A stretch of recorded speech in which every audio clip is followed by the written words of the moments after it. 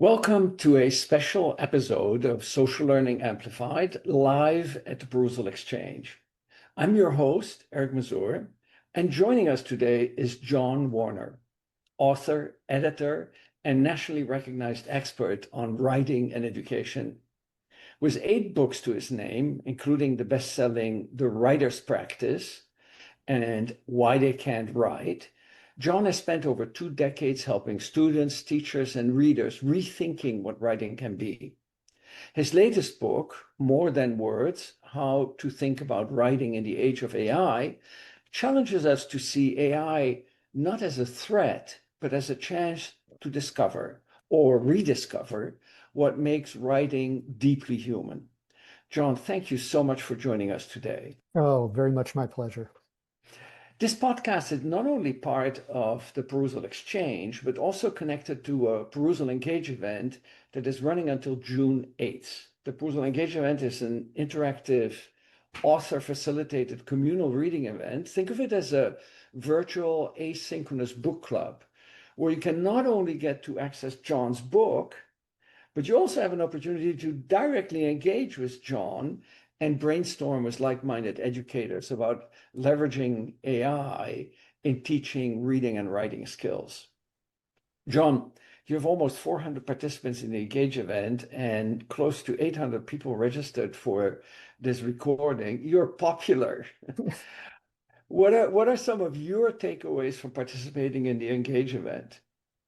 Um, it's stuff that I've been hearing pretty frequently as I travel around talking about the book or being invited into institutions to discuss how we're going to respond to these challenges of teaching in a world where this technology exists, which is that there's a whole host of different viewpoints on this technology and how we can or should or shouldn't use it.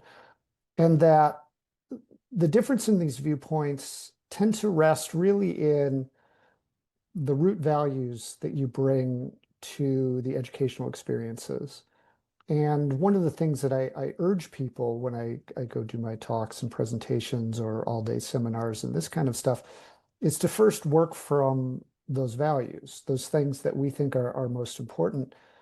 And this is one of the reasons why I talk about large language models or specifically the initial appearance of ChatGPT as an opportunity, because it allows us to see here's a machine that can create an output that looks a lot like what we ask students to do.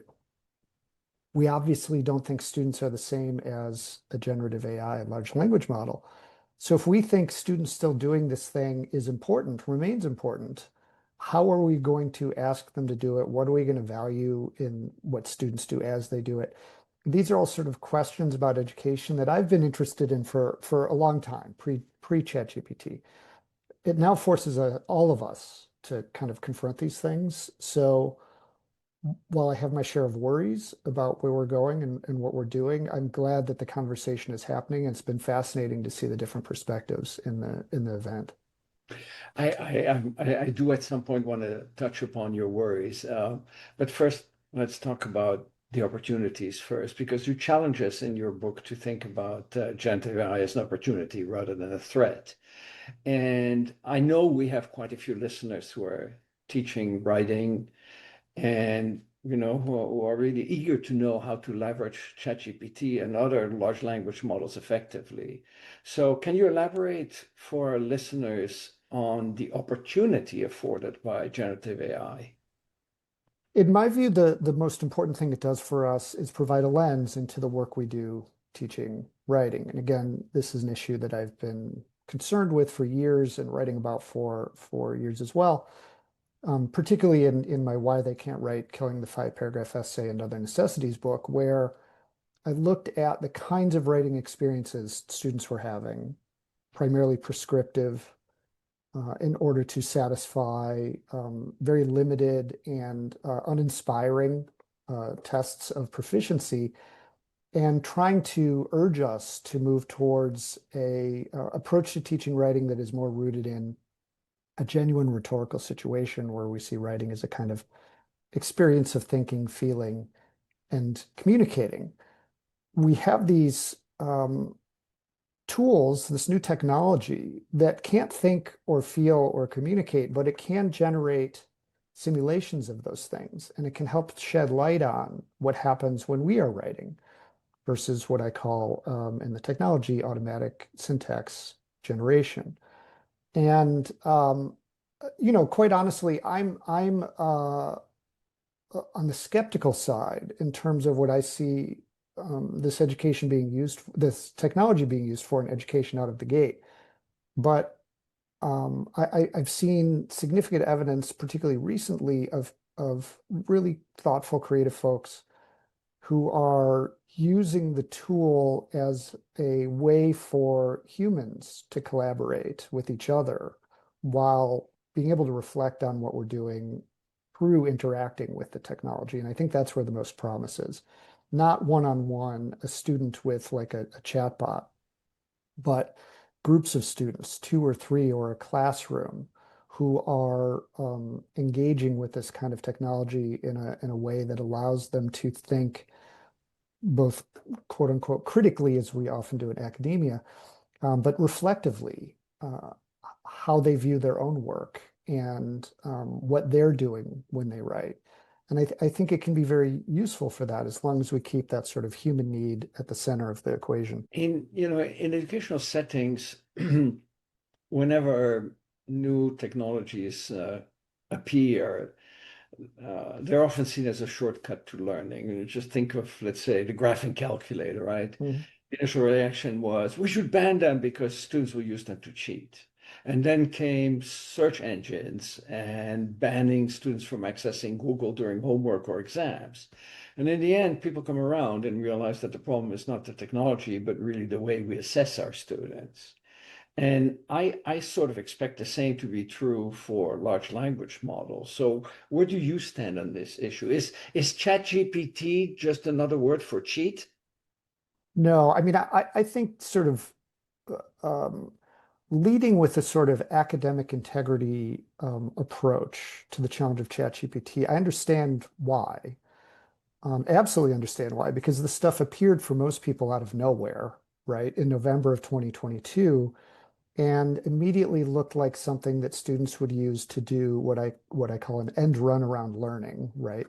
Which is not new behavior among students. Students doing something other than what you want them to do is not new, but the automation of this became troubling. So it's not like I sort of gainsay those choices, but I think to your point, I agree. Like in the long run, simply treating this as how do we stop them from using it from a kind of cheating lens is not really going to get us all that far. If we don't want students to use this technology in ways that we think are counterproductive, I see it very much as a demand side problem. We have to help students see why using it is not in their own interests of their learning or their engagement with life.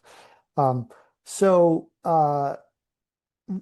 the challenge really is probably primarily around assessment.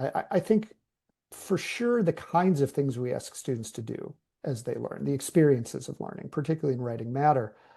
But ultimately, it really is probably more important to figure out how are we assessing learning? How are we assessing the human aspect of this? The calculator was a tool of automation.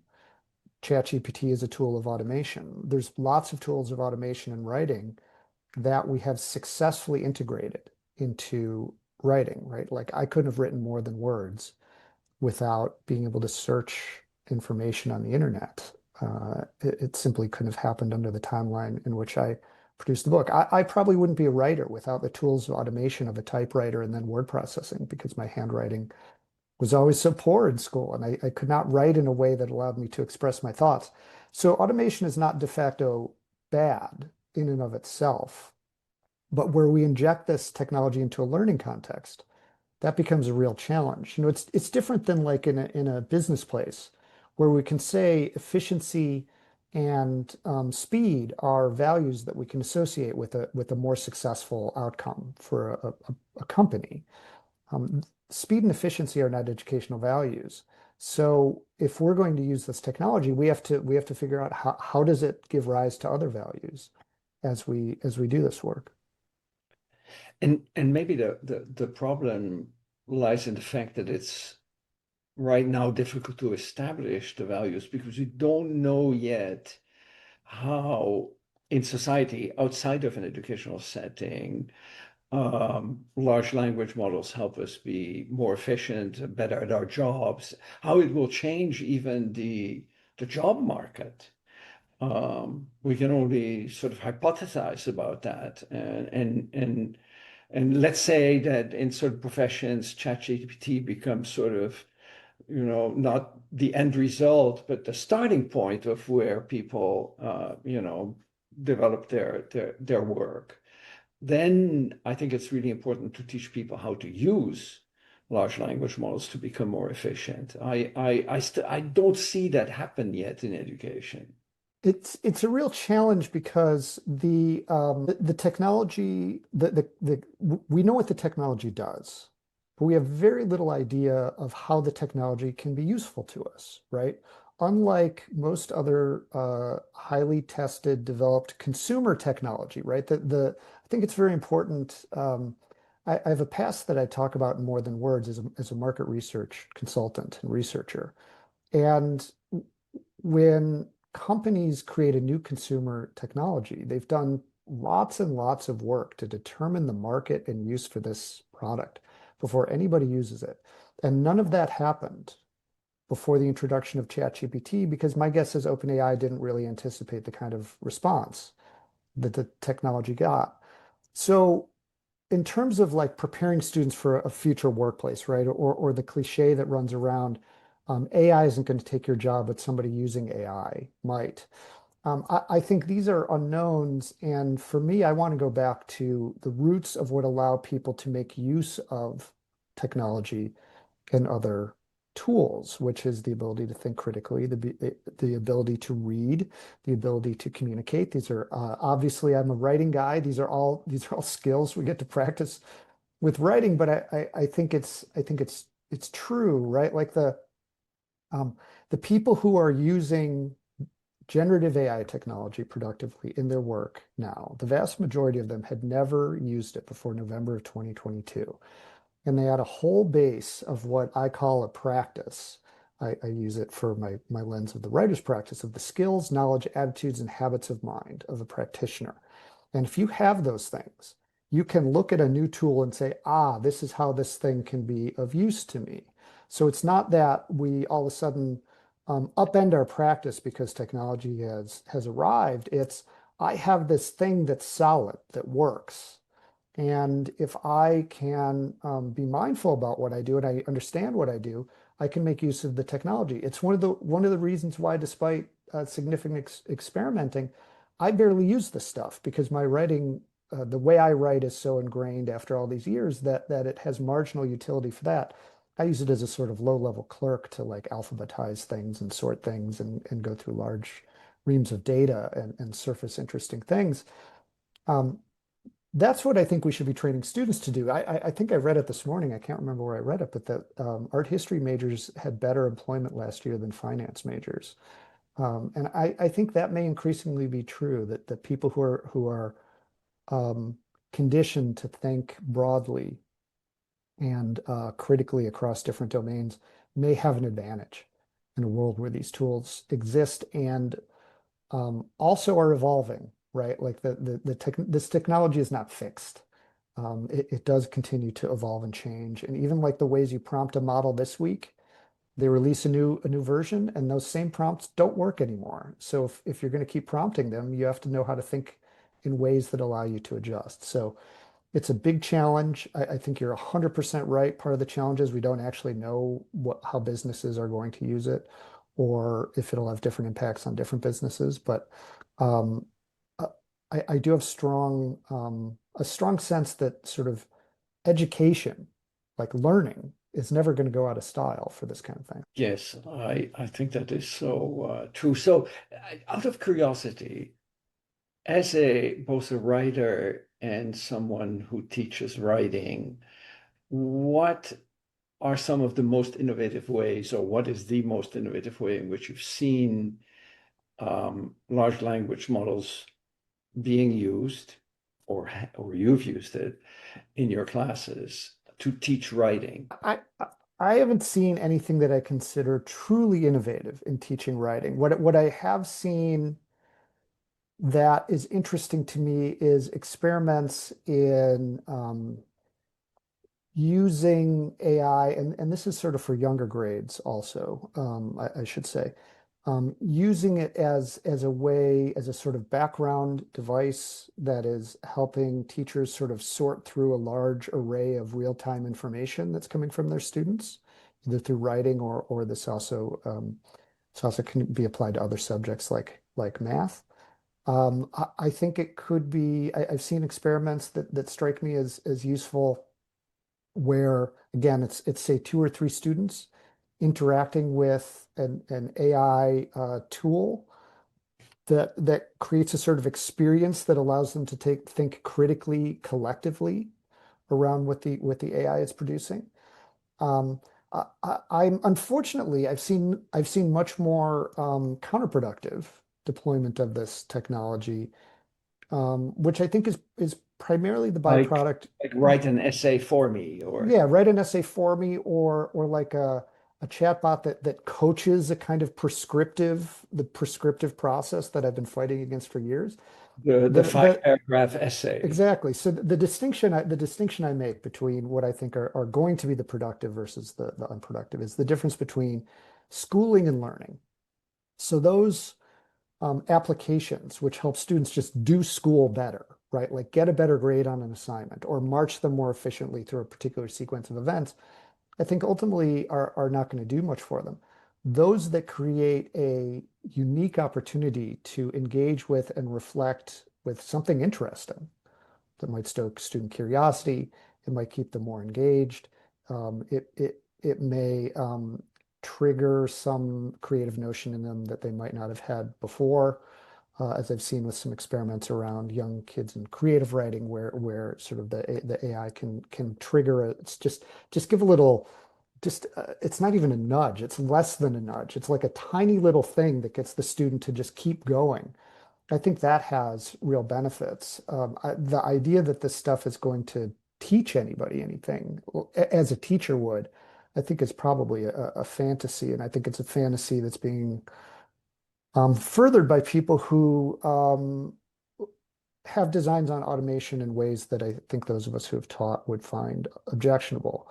But as technology that could help do that work, I think that is real. But Mm. I do have worries about the market incentives of using this technology to replace important human labor with inferior automated versions that are rooted in this technology. Mm. You mentioned counterproductive use. I think part of the reason for that counterproductive use is really our assessment and assessment practices, right? I mean, there's no question that it's, innate in human nature to want to learn. We're essentially wired to want to learn. And in a sense, the assessment practices beat it out of them. There's a wonderful quote, Mariah Lim pasted that in the chat from Mark Twain. I've never let my schooling interfere with my education. I think it's a great quote. I hadn't heard that before. Shifting gears maybe a tiny little bit. Throughout history, human skills have come and gone, right? We know that from making arrowheads from Flintstone to speaking Latin to long division. And, typically we complain and then we adapt and then we move on. Yeah. You write that writing is a skill we're struggling for, essentially really to our sense of selves. But given how recent writing is in the grand scheme of human Mhm, history, mhm, right? I mean, yes, we have written text that dates thousands of years ago, but it was just a tiny small fraction of society that was actually engaged in writing. And it's really only maybe the past few hundred years that mhm. writing has become, societal enterprise, so to speak. So given how recent writing in it and how fast AI is evolving, do you imagine a future where we don't write ideas, but generate them with AI handling the articulation of those ideas? In other words, we accept what technology can do and focus our efforts on what technology can't do that well. I'm just, brainstorming. Yeah, no, anything's possible. Like one of the things I have to remind myself, I don't have to remind myself. I have no trouble maintaining my humility. I'm Midwestern by birth and nature, so I've been trained to not think that I'm that special or my ideas are so great. But you make an excellent point in that the advent of writing as a sort of mass activity, right, is relatively new. The centering of writing as a indicator of learning or intelligence or something like that is even newer, right? And I would even be I'm very open to the notion that we may have allowed what I would argue is sort of a simulated writing carry too much weight in terms of the kinds of assessment we want to do of students in school. There's other ways to assess the things we want students to learn and know than writing, right? It became a kind of mass belief that writing is the best way to assess learning, and that's not always the case, depending on what we want to assess. We could be looking, we could be looking at sort of a shift where it's the end of writing, where exchanges where things will be transmitted through mediums like podcasts or video from now on, where writing as a sort of medium of an exchange of ideas will be outdated. I shudder at that thought, right? Because reading and writing have been so central to my life.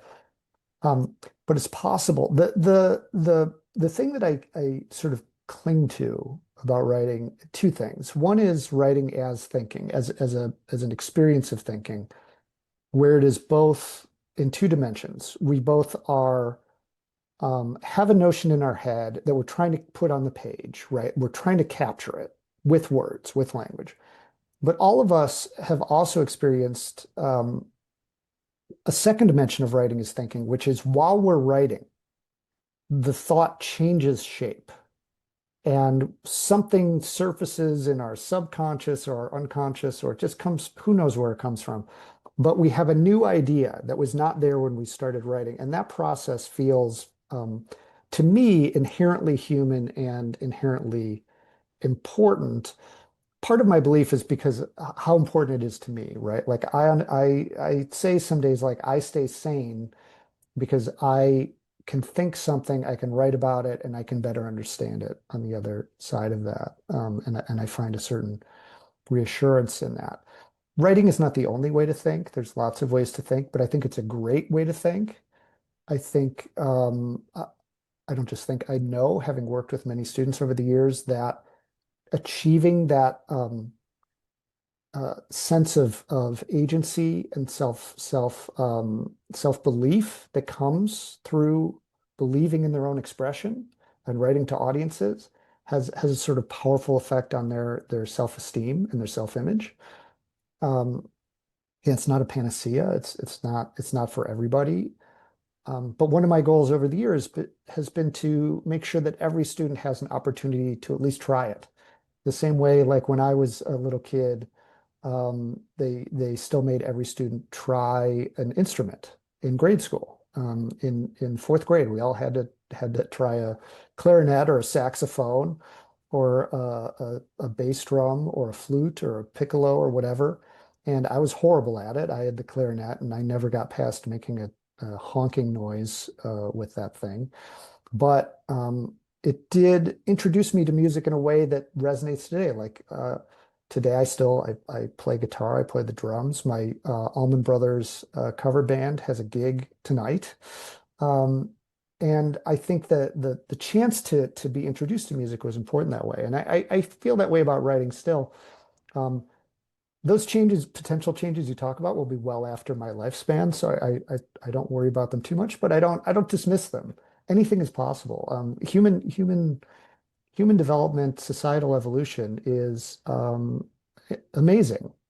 It If you take that large enough view, and I find a certain amount of comfort in that, honestly, that the struggles that I think are real today in the grand scheme of thing are just a mere blip in the timeline. Right, right. While you were speaking, two things came to mind. The first one is that, I've been in education for over 4 decades.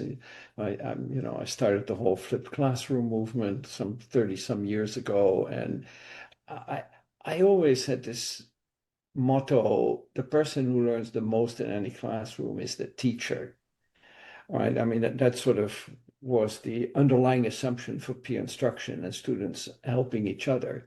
And then later I started writing a textbook, and what you said resonated extremely strongly with me because while writing the textbook, I discovered that the person who learns the most is the author of the book. You learn so much by reflecting on your writing. But now in terms of skills atrophying, I'm sort of reminded of this because, we're at the end of the spring semester, and what happens at the end of the semester? Dozens and dozens and dozens of requests for letters of recommendation. I could imagine a future where, and it's a chore, and it's hard for me if I have 20 students from the same class who are asking me for a letter of recommendation to bring in any variability, right? So I can imagine, just making a bullet list of items, feeding it to ChatGPT, telling me, write me a letter of recommendation, sending off the letter of recommendation to somebody else, who then takes the letter, uploads it to ChatGPT, and says, generate for me a bullet list Mhm. of the important items. So, you mentioned the word communication. So maybe this is just another way. Maybe ChatGPT is transforming how we are communicating as humans. This is another great a wonderful example of how I like to think of the technology as a lens, right? Thinking about those recommendation letters, of which I'm with you. Like they all cluster at certain times of the year, often the worst time of the year for people who are teaching, and often in many occasions they feel sort of pro forma, like this is just something that I need to do to prove to another human being that the student could get somebody to recommend them for something. And so the temptation to not spend a lot of time on them or not feel that they're important to spend a lot of time is real. And the temptation isn't real. The actual instrumental ends for that piece of writing do not demand somebody to sit down and think and feel and communicate about that student to fulfill the occasion. What I would say though is a couple things. One is, as a lens, we should be using this as an opportunity to reflect on the writing we may do in our lives that I call BS writing. I had a chapter in the book, in the first draft of the book that I dropped, that was specifically called BS writing, except I did not censor the profanity.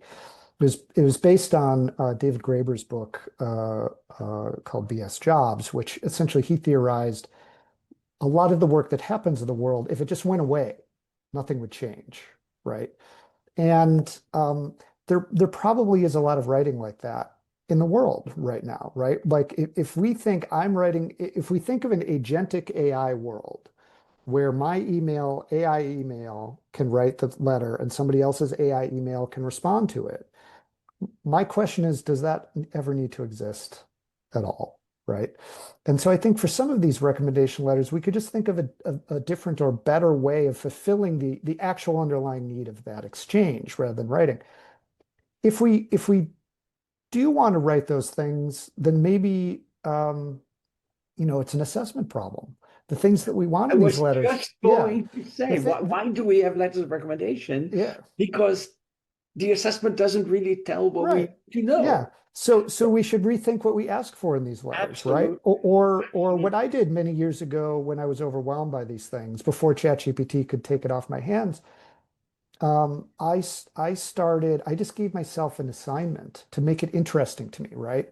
that I was going to tell a story, like an anecdote about every student I was writing a recommendation for, a specific anecdote about something they worked on, something that happened in class, something they said. And this required me to engage in a reflective process about the student and my own teaching. And to your example of like writing the textbook is where you learn everything. Writing those recommendation letters are ultimately what kicked off what ultimately became my first books about writing, which was reflecting on the teaching I had done at the time I had those students. And there was times where I would sort of call up the syllabus I had that semester, and I'd look at all the comments I'd written on my students' writing, I'd be like, oh, geez, you need to apologize when you send this because I'm better now, right? I don't do that anymore. And it helped me see the challenge of teaching, right? Solving the problem of teaching and learning as this iterative process at which I had been working for many years, in which I was getting better, and that I had learned something that I could share with others. And so I wouldn't want to get rid of recommendation letters because it would entirely because it would alienate me from my own work, right? It's a way to get in touch with my work.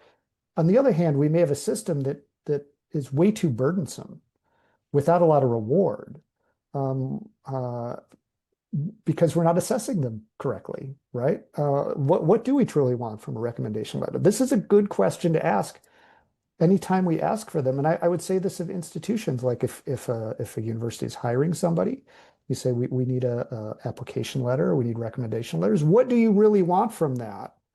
Not the performance, right? Like these letters we write to apply for jobs, they are often sort of a positioning and performance. So you appear to be who you think they want you to be. Is that what we generally want from folks when they write? And the answer is maybe not, depending on the circumstance. Yeah, I think I so agree with every word you say, and I think we could go on to that. But there are quite a few great questions in the chat, so let's hear from the audience. Samira Masa Masaui writes, and I'll read. She has actually three questions in one, but I'll read the first two, and then the last one I'm going to postpone because I have a connected question. What skills should we focus on developing in students that AI can't replicate? In other words, as a writer and as an educator, what are if you were to evaluate ChatGPT as a writer, what shortcomings have you found there? Because those Oh, are ones we can yeah, yeah, address. yeah, yeah. And then let me ask you the Yeah. second question too. Do you believe AI will change the definition of what it means to be a writer? Oof. Let me take the second question first. I actually do think that some of it depends on the domain we're talking about. But I think like let's say in publishing, right, or writing for audiences in a commercial marketplace, we will see over time AI generated books, books that were a combination of AI and human, and books that are entirely human. And I think consumers will begin to expect truth in labeling of those things. I know which of those books I think I'll be reading, the human generated ones, but I think that's sort of inevitable. As to whether we will call that sort of middle ground, those people are still writers, maybe. Um, the semantics don't matter that much to me in terms of the labels, but more like what do we think of the activity, right? What's meaningful about what we're doing? In terms of the skills, I have chapters in More Than Words. Writing is thinking, writing is feeling, writing is communicating, right? Those are the skills that I think are most important. And the way that I want us to be sensitive to those things is through the lens of experience. That is, we experience these things as humans. That thinking where you have an idea comes to you that you didn't have when you started writing. This is something I assess in my students when they write. This is part of the assessment in the class. I want my students to be able to concentrate for extended periods of time, to focus while they're writing. Um, I want them to be able to read critically. You had Marianne Wolf as part of this larger event. I highly recommend her work on deep reading and the meaningfulness of deep reading, and even the ways that deep reading that we've lost that skill a little bit, right? Both in those of us who grew up at a time where we developed it, but also in the ways it's been deprioritized in school, particularly K-12 settings, because of assessments, because of the things we ask students to do for the purpose of assessment. I think thinking, feeling, and communicating will not go out of style. I think again, it's part of what holds the human fabric together, and we will be better off if we continue to nurture these things. And I think as part of that, Eric, you asked like what's not good about ChatGPT writing. For the most part, it's boring. You can prompt it to be a little more have a little more personality depending on the model and the prompts and this kind of stuff, but it does not have that. I put it this way in the book. ChatGPT is a sort of flattener. It has a flat affect ultimately. It's a flattener of intelligence. Humans have very, very spiky intelligences. We have these very specific experiences of life that if we can draw it out, it becomes interesting to others. So I think part of what we have to help students develop is, I use the word taste in more than words. And taste is not what is good and what is bad in an objective sense. Taste is what do I respond to as a person, and then understanding why, right? Where we become knowledgeable and attuned to our own tastes. So if we are fans of opera, we know this is why opera. When we see different operas and one opera moves us and the other does not, one performance is meaningful, one is not, that we are attuned to why that might be the case. I think that's what we want to try to achieve in writing. It's a kind of radical departure from what we ask students to do when they read and respond to texts in school, but I think that's a way of keeping us human. How how good was something that you said prompted this question in my mind. How good do you find that ChatGPT is at evaluating writing? Again, it depends. Some of it is like you can feed it a rubric and criteria, and it will produce feedback that looks very much like what a human applying that same rubric would do. My question and caution is to examine that rubric and ask if that's something those are the things we care about, right? If that's what we want to be assessing. I tend to think, and the other caveat I have to give is like, so when I am using this technology, I cannot shake my knowledge that what I am experiencing is a simulation, that this is something that's generating words just on the basis of probabilities and adjacencies. And don't get me wrong, that's amazing. The fact that this technology works routinely blows my mind, even after having, thinking deeply about this stuff for a couple of years plus now. Um, but I know what it's doing, and I know that that is not a unique human intelligence responding to me. So my interest in its feedback is zero. I cannot muster that. So it really depends on what kind of feedback are we asking for? Is it good at saying this could be more concise? Absolutely, because ultimately that's kind of a patternistic analysis of expression and syntax. Do I care about? I don't care about that. I mean, and again, part of this is the nature of my professional work, right? Like to the extent that I can get paid for my writing, it's because I sound like me. If I were in other contexts, I would make different use of this technology, right? Like if I was still in market research and I had 500 open-ended responses that needed to be looked at and coded, you bet I would be using a large language model to do the initial lifting of that for me, because it would greatly shorten the duration of that work without compromising ultimately what's going to happen to that data, which is to be critically thought of by me. So I don't want to. I don't want to give the impression that like this stuff is garbage. It's not useful for anything, but it's useful when we're very careful about the context in which we're using it. So when we say feedback, like I would never assign students a piece of writing that would only be given feedback by an AI. I just think that's a betrayal of the compact we make with students. If I give you writing, an audience is going to read that. Doesn't have to be a teacher, could be a peer, could be another audience, could be the public, doesn't matter. But you can't communicate with a large language model like you can communicate with a human because it can't think, feel, or respond with intention. It's responding with probabilities. And I think that's important to keep in mind. Of course, we don't know exactly how the neurons that, are in our brain connect and make connections and work. We don't, that might also be deep down, probabilities and effect. This is a good point. I do like to address this. It's true. Like our cognition may be more mechanistic than we know or ever will know, right? But what I would say is we do not experience our cognition as mechanistic. And in the same way we might all be living in a simulation right now, but we don't know it. And or that we don't have free will or something like that.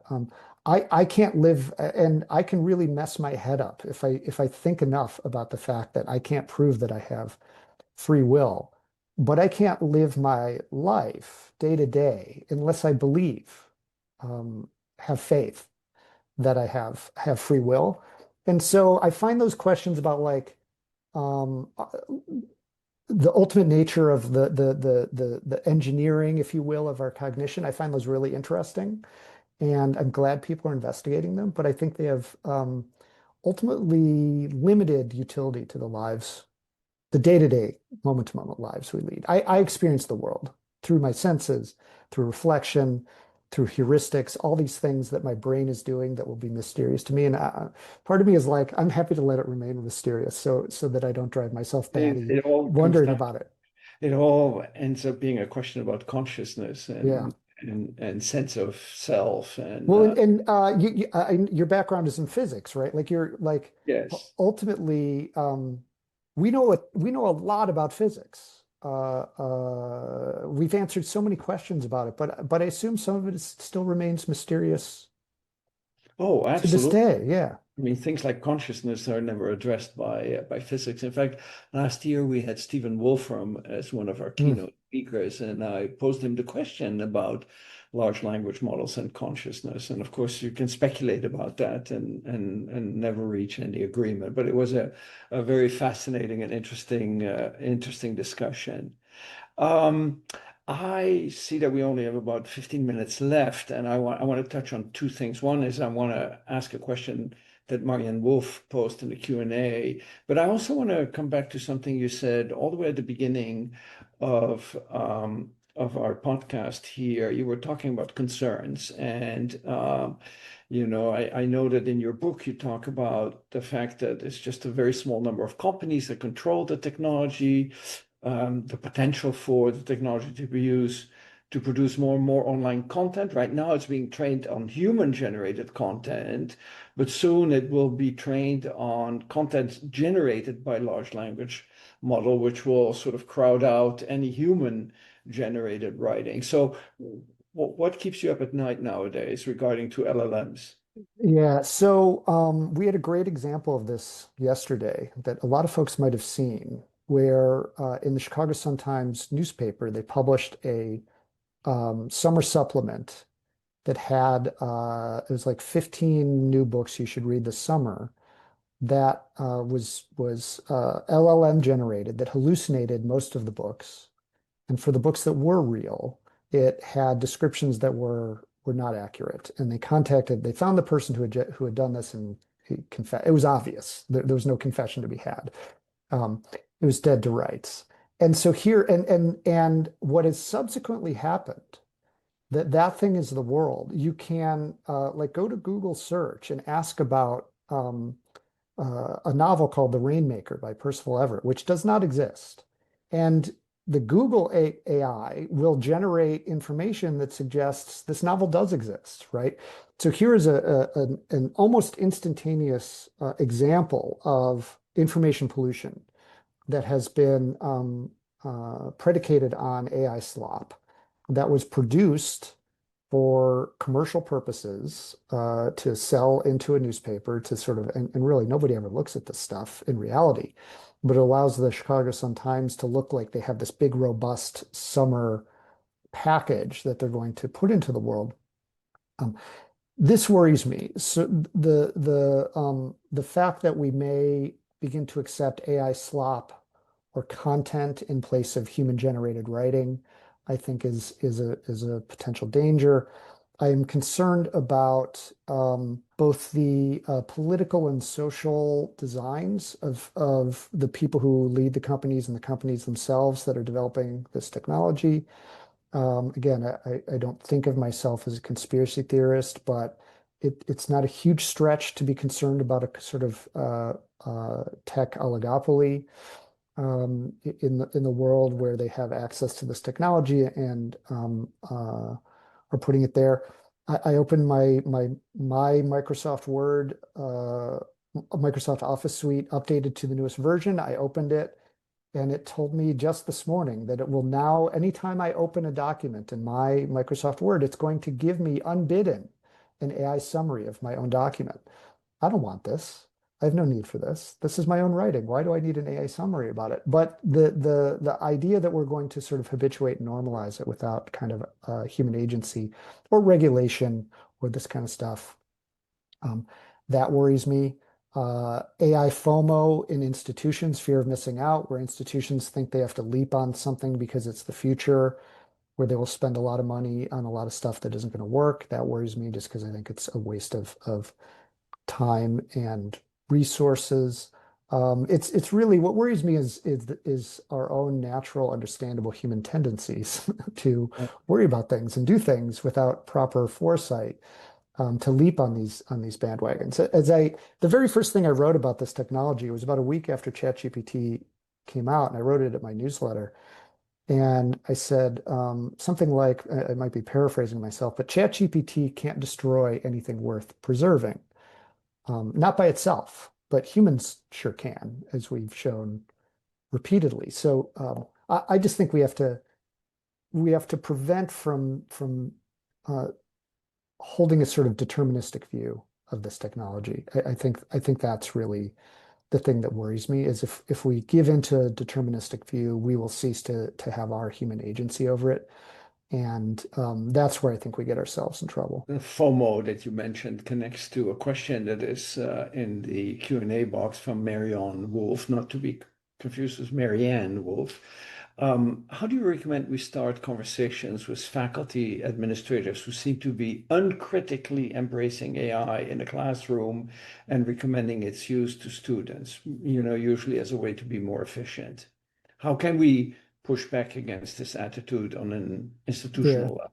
This is that values discussion where it really is, what are we trying to do here? What are the goals and aims of the work we do at this particular institution? And if we can start there, even before we start talking about AI, and if we all agree that, say, learning, right? Let's give a very broad term to begin with. We want students to learn.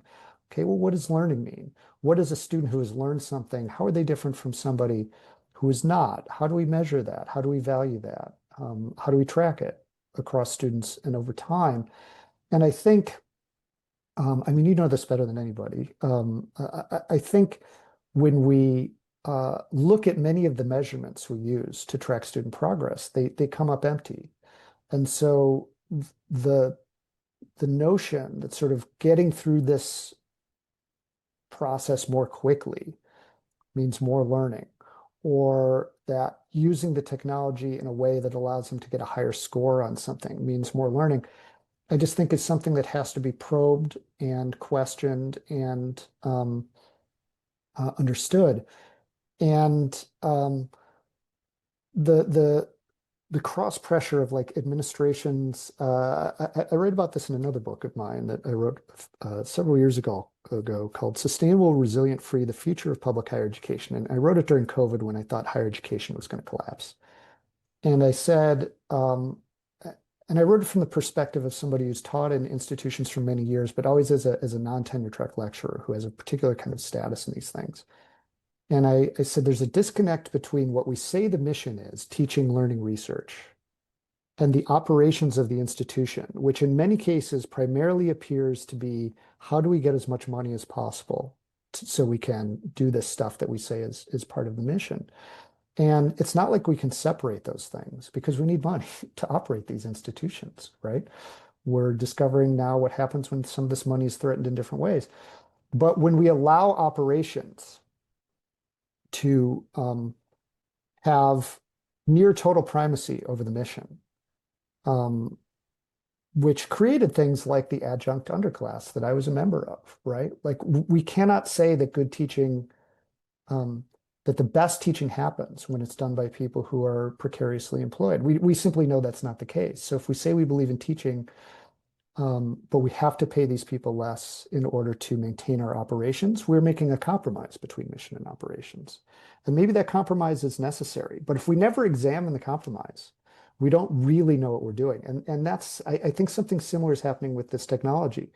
If we have to embrace this technology because we think it's necessary to our institutional operations, we may wake up one day and realize we've left the mission way behind. Like the mission is way over here, and we've lost sight of it. And what that's going to look like is going to be different in every different kind of institution. No two institutions are identical. This is a problem that is best discussed and understood at the individual institutional level.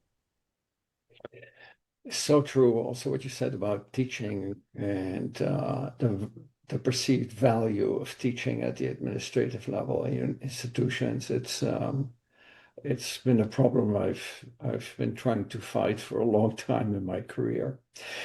Before we wrap up, and also to end on a positive note, uh, what is one actionable takeaway you hope our listeners get from More Than Words? Something, something they can try in their classrooms tomorrow. Yeah. So the last three chapters of the book are titled Resist, Renew, Explore, where resist are the things I think we need to avoid, renew are the things I think we need to sort of revivify in order to make space for what's at the end, which is explore. So that's what I really encourage people to do is truly explore and explore in a way that hits the two C's, communication, community and collaboration. If we can do these things together and we see it fundamentally as something we can investigate as a collective, as a community of shared values and shared goals, I have sort of no doubt that we can find a way to use this technology given its apparent power. It's where we decide that these things are a solo pursuit or that we don't have time for the very real challenges, right, of collaboration and community that I think will get ourselves in trouble. So I think that's the thing. Everywhere I go to talk, when I go to a symposium and I see other people speak, every success story is multiple people working together in conjunction with the technology as opposed to interacting solo with a large language model. And that's what I encourage people to do. That's why I didn't really intend this answer as a plug for the exchange event for More Than Words, but it's one of the things that I've been cheered by, which is all of these people, several hundred people together reading and commenting and thinking about this stuff. I've learned a ton already as somebody who's thought about these issues as much as anyone. I think I've had to do some rethinking based on what people have said, and I think that's kind of our collective goal over time. I mean, I think you pointed out another irony of the educational system, right? It's completely focused on the individual, and then we deliver the educated people to society where they discover, I'm not working alone. I have to work with others. John, thank you so much for this incredibly thought-provoking discussion. It was just a delight to have you here. Oh, I had a great time. I'm happy to talk about this stuff anytime anyone will have me. Audience for listening and invite everyone to return to our next episode on the Social Learning Amplified podcast. On behalf of all of our listeners, John, thank you again for joining us today. John's latest book, More Than Words, is available on the Hachette Book Group website, as well as Amazon and other bookstores. And until June the 8th, so you have, a little bit more than 2 weeks left, you can join John in a reading of the book at perusall.com/engage. You can find my Social Learning Amplified podcast series on perusall.com/social learning amplified, one word, as well as on Apple, Spotify, and other podcast distributors. Subscribe to find out about other episodes. Social Learning Amplified is sponsored by Perusall, the social learning platform that motivates students by increasing engagement, driving collaboration, and building community through your favorite course content. To learn more, join us at one of our introductory webinars. Visit perusall.com to learn more and register.